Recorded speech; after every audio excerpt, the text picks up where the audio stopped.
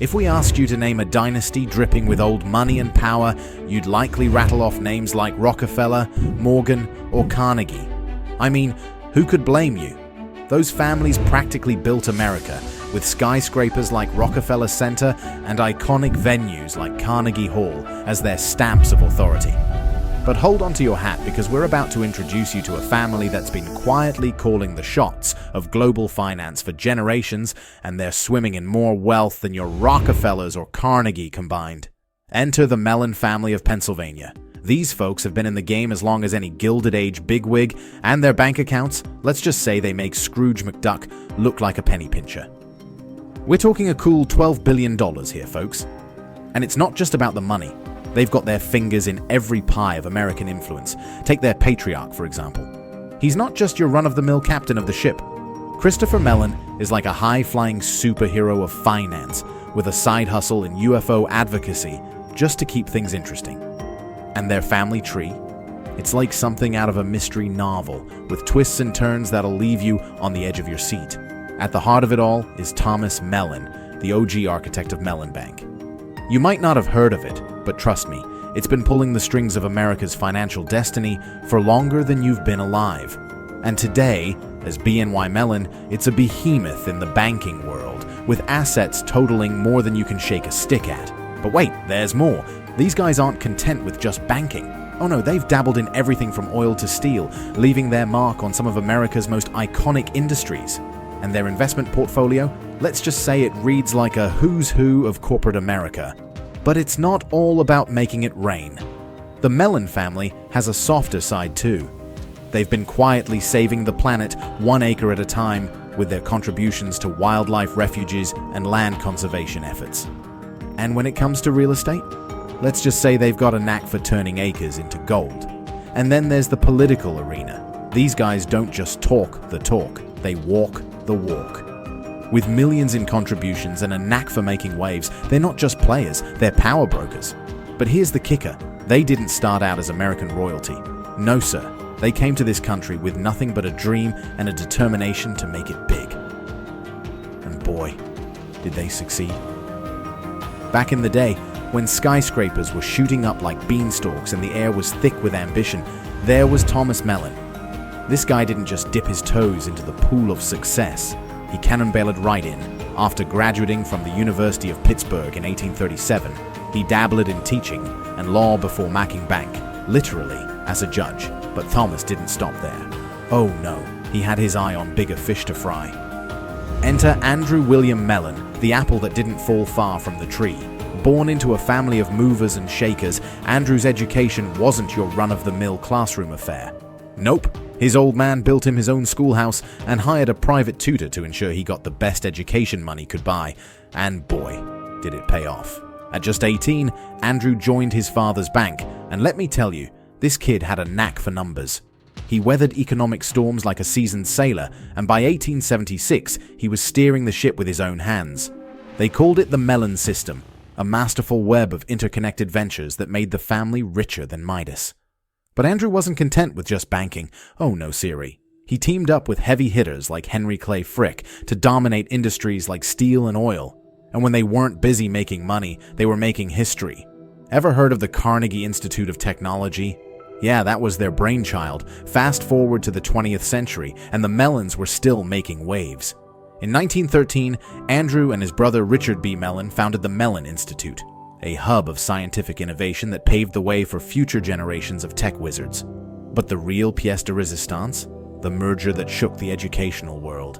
In 1967, Carnegie Mellon University was born, a union of two powerhouse institutions that continues to churn out the best and brightest minds to this day. Now picture this, it's the 1920s, and Andrew W. Mellon is the talk of the town.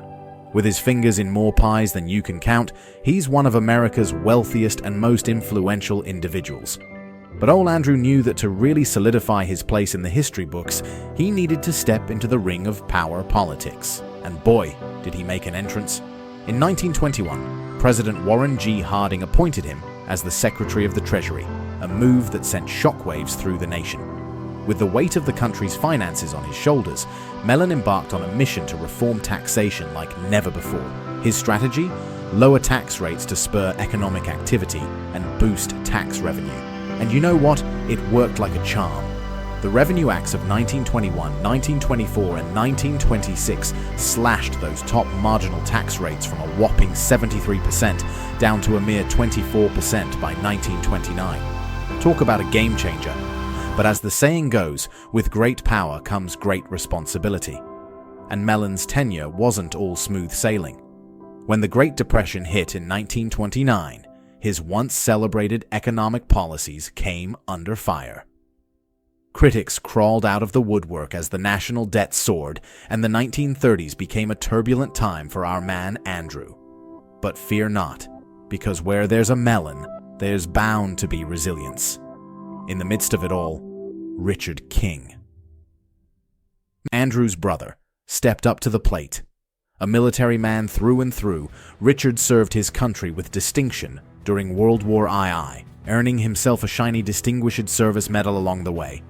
But Richard wasn't just a war hero. He was a force to be reckoned with in the family business too. Starting from the bottom as a lowly messenger, he worked his way up to become the president of the family bank. And let me tell you, he didn't stop there. In the post-war years, Richard teamed up with Pittsburgh Mayor David L. Lawrence to tackle some of the city's biggest challenges. From flooding to pollution, they rolled up their sleeves and got to work on massive redevelopment projects that transformed the Steel City into the thriving metropolis we know today. And let's not forget about Richard's family. With 4 adopted children in tow, the Mellon legacy continued to shape the region for generations to come. Let's talk about Richard King Mellon.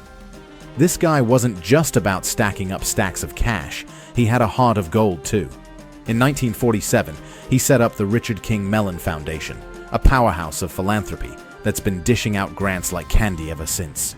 With over 8,000 grants awarded to more than 1,800 organizations, this foundation is a force to be reckoned with. But wait, there's more. Enter Paul Mellon, the man who turned the family name into a synonym for philanthropy and art. Born into a world of privilege in Pittsburgh, Paul had all the opportunities in the world at his fingertips. After getting his degrees from Yale and Cambridge, you'd think he'd dive headfirst into the family business. But nah, Paul had other plans. Instead of crunching numbers on Wall Street, Paul followed his heart straight into the world of art and culture, and boy, did he make a splash. In the 1950s, he became the poster child for a new kind of leadership, one that focused on the arts, education, and the environment.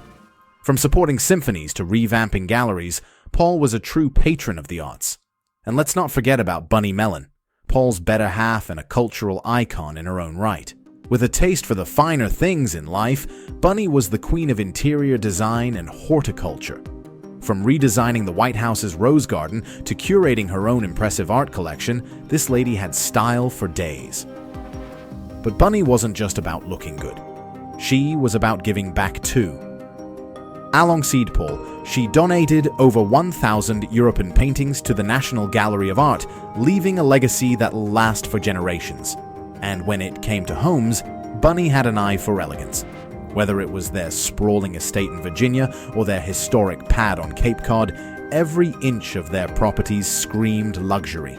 With Bunny's creative vision and Paul's passion for culture, their homes became the stuff of legend. Picture this, it's the 1970s, and Paul Mellon is making moves in academia that would leave a lasting impact.